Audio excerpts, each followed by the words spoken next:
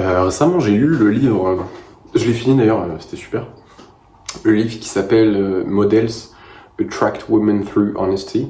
Donc en français, ça serait Modèle attire les femmes grâce à ton honnêteté. Et en fait, ça m'a donné une perspective de ouf, qui est super différente des conseils qu'on peut trouver sur comment attirer des meufs en fait.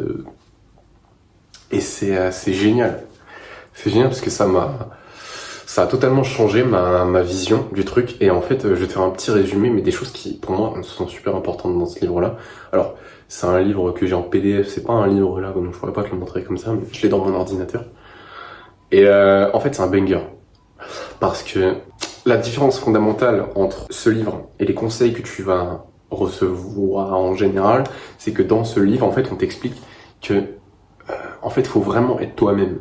Genre, parce que quand t'es toi-même, et en gros, toi-même, c'est être soi-même, ça veut dire que en gros, déjà, tu te montres réellement tel que tu es, c'est-à-dire que tu te crées pas un faux personnage, tu te crées pas des fausses passions, des faux hobbies, un faux style vestimentaire entre guillemets, tu vois. Genre, tu te présentes à la meuf en question tel que tu es en fait, tel que tu serais avec n'importe qui. Et un des principes en gros fondamentaux de ce livre, c'est que tu vas pas plaire à tout le monde, donc autant être toi-même dans tous les cas. Comme ça, quand tu vas tomber sur quelqu'un à qui tu plais, cette personne va être attirée par toi pour de vrai, pour la personne que tu es vraiment en fait. Et en fait, donc ça c'est un des premiers fondamentaux de ce livre, c'est être soi-même et être capable d'être vulnérable. Et vulnérable pas dans le sens montrer ses faiblesses, c'est pas ça du tout, la vulnérabilité. Être vulnérable, la manière dont il l'explique dans le livre, c'est donc littéralement te montrer tel que tu es, montrer ce que t'aimes, montrer ce que tu n'aimes pas. Parce qu'en fait, quand tu es honnête, tu te rends vulnérable. Pourquoi ? Parce que tu es sujet à la critique. Tu es sujet à la polarisation. C'est-à-dire que si tu es toi-même, si tu dis vraiment ce que tu veux dans une relation, ce que tu recherches chez une femme, si tu dis les choses quand elles te plaisent, quand elles te plaisent pas, si tu dis... si tu te rends vulnérable à ce niveau-là, tu polarises. Polariser, ça veut dire que pour certaines femmes, ça va être un non catégorique. Pour d'autres, ça va être un putain oui, tu vois pas. Et c'est exactement ça que tu veux. Tu veux éviter d'être une version pas vraiment toi-même de toi-même, où tu vas un peu plaire à tout le monde, mais tu vas pas être l'homme à la vie d'une meuf, tu vois. Tu te crées une fausse identité un peu. T'es pas vraiment toi-même, donc t'es pas honnête, et t'attires pas vraiment des personnes qui t'aiment pour qui tu es vraiment. Et donc ça c'est un deuxième principe, c'est savoir être vulnérable. Troisième principe qui pour moi est super important, c'est plus un mindset, mais en mode, faut comprendre qu'on est les recruteurs. On n'est pas les recrutés. Dans le sens où, en fait, il y a trop de mecs, et ça a été mon cas, je me mets dans la même case, où, en fait, on n'a pas de standard. Enfin, on a des standards, mais on n'a pas de standard. C'est-à-dire, on sait ce qu'on veut à peu près, on sait ce qu'on veut pas, mais on l'a pas vraiment clairement exprimé, tu vois. On n'a pas de choses qui sont non négociables. On n'a pas de trucs qui nous répugnent, tu vois. Bon, peut-être pas tout le monde, mais tu vois, par exemple, on n'a pas de choses qui... comment expliquer ça, putain, je sais pas m'exprimer. En fait, il faut qu'on soit totalement clair sur ce qu'on veut et ce qu'on veut pas. Et quand il y a des femmes qui rentrent pas dans nos critères, on arrête le processus de recrutement, en gros, tu vois.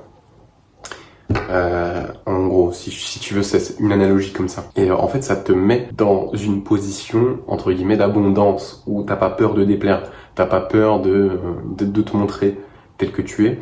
Et le truc, c'est que si tu te montres vraiment comme tu es, si tu arrives à montrer si tu arrives à être vulnérable et du coup polarisé, tu vas être beaucoup plus attirant pour celle que tu vas attirer. En fait, quand tu montres ces choses-là, quand tu montres ta vulnérabilité, et que tu, entre guillemets, adoptes le mindset du recruteur, tu n'es plus needy. Et dans le sens needy où tu cherches la validation. Et quand tu ne cherches plus la validation, tu seras beaucoup plus attirant dans tous les cas, en fait. Et pour à peu près toutes les meufs. Donc, c'est gagnant-gagnant, tu vois.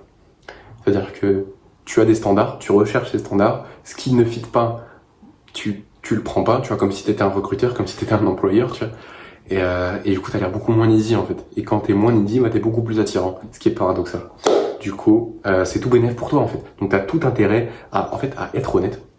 C'est-à-dire te montrer vraiment tel que tu es, quitte à ce que tu sois vulnérable par moment, et vulnérable dans le sens où tu te mets à nu, entre guillemets, tu montres vraiment qui tu es, donc tu es sujet à la critique, tu es sujet à la polarisation.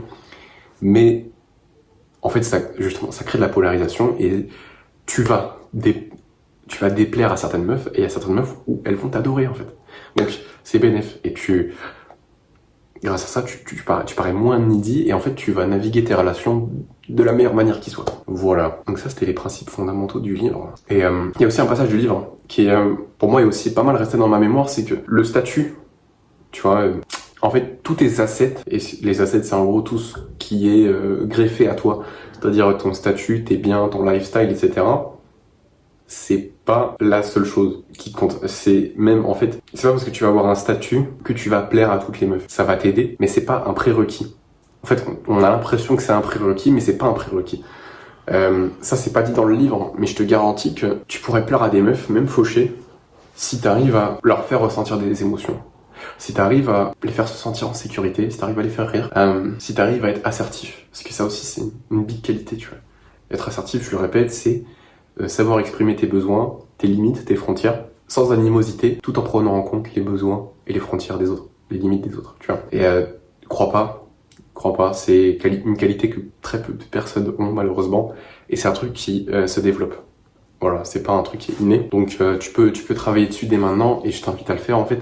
C'est-à-dire, par exemple, tu vois, quand il y a un conflit, ou quand il y a quelque chose qui te déplaît, qu'une personne fait et qui te déplaît, par exemple, je vais te prendre un exemple à l'ancienne. Je crois que c'était il y a bientôt 1 an. Par exemple, tu vois, il y avait une meuf que je voyais et on s'appelait de temps en temps, tu vois, pour pas prendre des nouvelles, tu vois, mais pour en gros s'organiser pour qu'on se voit, tu vois. On parlait pas de ouf par message. En fait, en appel, je sais pas, des fois, elle se permettait des choses qu'elle se permettait pas en vrai, tu vois. Et je vais donner un exemple. Enfin, c'est surtout ça en fait. C'est genre des fois, elle lâchait des ta gueule comme ça, tu vois. Alors que IRL, elle le faisait jamais. Et elle le fait une fois, ça me plaît pas, je dis rien, tu vois. Elle le fait 2 fois, c'est chiant. Et en fait, je lui dis direct. Et je lui dis, je me rappelle plus exactement de comment je lui dis, mais j'ai réussi à être assertif. Et du coup, j'ai dû dire un truc du genre, je sais même plus comment est-ce que je lui ai dit, mais j'ai dû lui dire en vrai, c'est chiant. C'est chiant quand tu me dis ta gueule. J'ai dû dire un truc du genre, j'ai rien contre toi, mais en vrai, c'est chiant quand tu me dis ta gueule, tu vois. Et je lui dis en vrai rien contre toi, mais c'est un peu chiant quand tu me dis ta gueule en vrai. Je te cache pas. Et après je lui ai dit que en gros si elle continuait j'allais me raccrocher quoi. En gros, je sais plus exactement comment je l'ai dit, mais je lui ai dit ça, tu vois. Et en fait donc tu vois, je lui ai dit rien contre toi. Donc il y a pas d'animosité, mais en fait j'aime pas quand tu me dis ta gueule. Donc voilà. Et si tu continues, je vais juste raccrocher en fait. Et elle me fait genre ah ok. Ah ok, je lui dis bah ouais. Et après je lui demande t'es nerveuse? Dans le sens où t'es stressée ou ça va? Et elle me dit qu'en gros ouais, elle est un peu nerveuse au téléphone, elle est stressée, elle doit avoir un peu la pression parce qu'on s'appelait, tu vois. Elle savait pas comment évacuer ce truc là. Donc tu vois, en fait ce qui s'est passé c'est que j'ai exprimé mon mécontentement tout en prenant en compte elle en fait. Je veux dire bah écoute, j'ai rien contre toi, mais là tu me dis ta gueule en fait, c'est chiant et si tu continues je vais raccrocher. Est-ce que t'es sûr que ça va? Est-ce que t'es nerveuse? Tu vois, dans le sens où, est-ce qu'il y a une raison à ça, ou tu dis ta gueule juste comme ça, tu vois? Et ça, je sais que ça peut te paraître simple. Ça peut te paraître facile, hein. Essaye. Essaye, mon frère. Essaye. C'est pas si simple que ça. Bref, voilà, du coup, c'était qu'un exemple. Typiquement, c'était quand, c'était, tu vois, en fait, est-ce que j'ai un autre exemple? Ah, bah tiens! Un exemple parfait. C'était quand? C'était vendredi soir. Enfin, dans la soirée de vendredi, là. On est parti en boîte avec des potes. Et je voulais tester un peu mon niveau avec les meufs, tu vois, en boîte. Comme ça faisait longtemps. Et je me dis que, tu vois, genre, si je développe mon game dans des endroits dans lesquels je suis pas à l'aise, donc du coup, typiquement les boîtes, je suis pas à l'aise en boîte, j'y vais jamais. Et en fait, je me suis entraîné là-dedans. Et du coup, bref, je suis allé en boîte. Et du coup, bref, je commence à parler à des meufs et tout, tu vois. Et avec une, ça se passe très très bien, tu vois. D'ailleurs, j'ai récupéré son chouchou. Hein. C'est mon petit trophée. Et ouais, tu vois, bref, je sais plus, tu vois, je monte des escaliers. En fait, déjà, on se croise plusieurs fois dans la boîte. Une fois, je m'étais trompé de toilette, je vais dans les toilettes des meufs, tu vois, parce que j'ai rien capté, moi, je comprenais pas. Et du coup, je sors des toilettes des meufs et tout, et elle est avec sa pote, elle me fait, bah, qu'est-ce que tu fais dans les toilettes des meufs et tout, mon ref? Enfin, elle me dit pas mon ref, mais t'as capté? Je lui dis, c'était les toilettes des meufs et tout, putain, je suis du père, désolé les filles. Bref, après, on discute. Il se passe peut-être 1h, 45 minutes, tu vois. Je monte les escaliers, je vais aux toilettes du haut, du coup, et juste à côté, il y a le coin fumeur, et je recroise cette meuf, tu vois. Et là, on discute. On discute bien, tu vois. On discute très bien et en fait on finit par enfin bref, je passe les détails, mais voilà. Et à un moment donné, tu vois, on est hyper tactique, tu vois, vraiment on est collés l'un contre l'autre et tout, tu vois. Et là elle dégaine sa clope. Je fais tu fumes?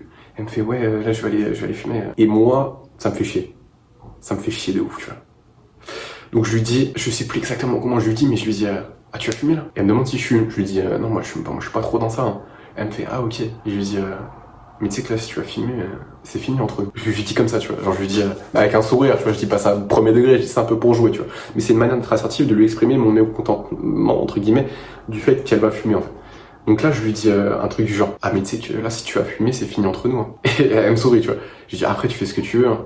Si t'as envie de fumer, vas-y, mais moi, je te le dis, si tu fumes, c'est fini entre nous. Tu vois, voilà. En gros, c'était un mini-jeu, c'était léger, c'était pas sérieux, j'ai pas fait le mec relou, mais je lui dis, écoute, c'est cool, si tu veux le faire, fais-le, mais si tu le fais, moi, je traîne pas avec des meufs qui fument, en fait, tu vois. En tout cas, si t'as une odeur de fumée, je vais partir. Au final, elle va pas fumer. Pourquoi? Parce que j'ai été assertif. J'ai pas fait le mec relou. Je lui ai dit, en gros, ce que j'ai fait, c'est, j'ai exprimé mes besoins, mes envies, tu vois, mes limites, tout en respectant les siennes. Je lui ai dit, tu fais ce que tu veux. Il y a zéro soussaille, mon frère. Mais moi, je vais pas le tolérer, donc. C'est soit la clope, soit moi, tu vois. En gros, ça, c'est un dilemme déguisé, mais tu le fais d'une manière assertive, du coup, ça passe beaucoup mieux, tu vois. Et voilà. Mais elle était magnifique, elle avait des yeux bleus, mais oh là là. Et quoi d'autre? C'est une manière d'être assertif. Là, bon là c'était léger, c'était en boîte, le contexte est facile, tu vois, mais par exemple, je pense que, tu vois, par exemple, si t'as une meuf qui arrive en retard à un date, si elle s'excuse pas, cela va falloir être hyper délicat. Parce que déjà, bon, elle arrive en retard. Normalement, elle est censée s'excuser. Si elle arrive en retard et qu'elle s'excuse pas, alors qu'elle est censée arriver à l'heure, mon frère, là, va falloir utiliser de l'assertivité au max, tu vois. Va falloir être concentré, tu vois. Va falloir dire, attends, imagine, la meuf, elle arrive en retard. C'est délicat, tu vois. C'est délicat. Même moi, là, je cherche mes mots. Tu vois, je dirais un truc du genre, j'essaierai d'être léger un peu, tu vois. Ok. Non, en vrai, premier truc, je pense que je la taclerai un peu, tu vois, sur le fait qu'elle arrive en retard. Je trouverai une blague à faire, tu vois. Un truc du genre, ah, c'est bien, tout est à l'heure, au moins. Tu vois. Histoire de, ok, mettre dans sa tête, ah oui, c'est vrai, putain, je suis arrivé en retard. Et si après ça, elle s'excuse pas, mon frère, en vrai, c'est un big red flag. Déjà, c'est un big red flag. Et je lui dirais un truc du genre, en vrai, c'est pas cool que tu sois arrivé en retard, en plus, c'est pas excusé. J'ai rien contre toi, hein, mais je dirais un truc du genre, rien contre toi, mais vas-y, le fait que t'arrives en retard, c'est un peu chiant. Non, je dirais pas comme ça. Je dirais plutôt, en vrai, j'ai rien contre toi, mais c'est pas cool de ouf d'être arrivé en retard. Voilà, je tenais à te le dire.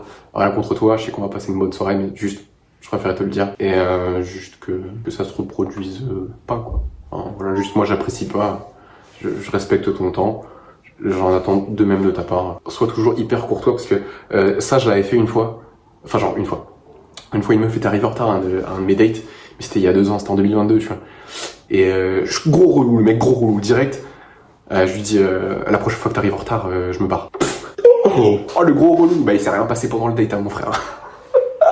Il s'est rien passé. Bref, je vais pas faire une vidéo encore plus longue que ça, là, sur l'assertivité, mais bref, c'est une qualité qui est recherchée. Tout comme savoir mettre la meuf en sécurité, savoir lui faire ressentir des émotions, qu'elle puisse éteindre son cerveau quand elle est avec toi, avoir la capacité de prendre le leadership, et c'est pas quelque chose c'est pas sexiste d'être le leader de la relation, c'est juste, tu lui rends un service en fait. Parce que être leader, ça veut dire quoi? Alors, tu prends des décisions, ça veut dire que c'est toi qui fais des propositions, ça veut dire que c'est toi qui gères les problèmes.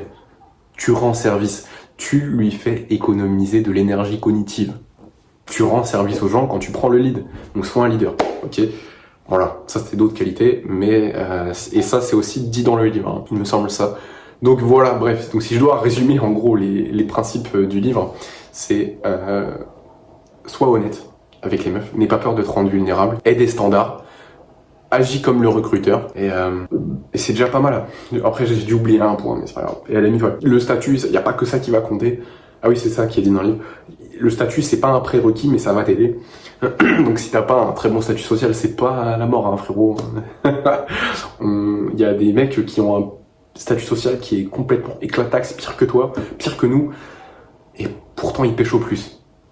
Parce que ils savent faire ressentir aux meufs des émotions, ils savent les faire se sentir en sécurité, ils savent les faire rire, ils savent prendre le leadership, ils savent escalader un petit peu l'interaction, tu vois, pour sexualiser. Voilà. Bref, il y a tout ça, et passe une bonne journée, je te dis à très vite.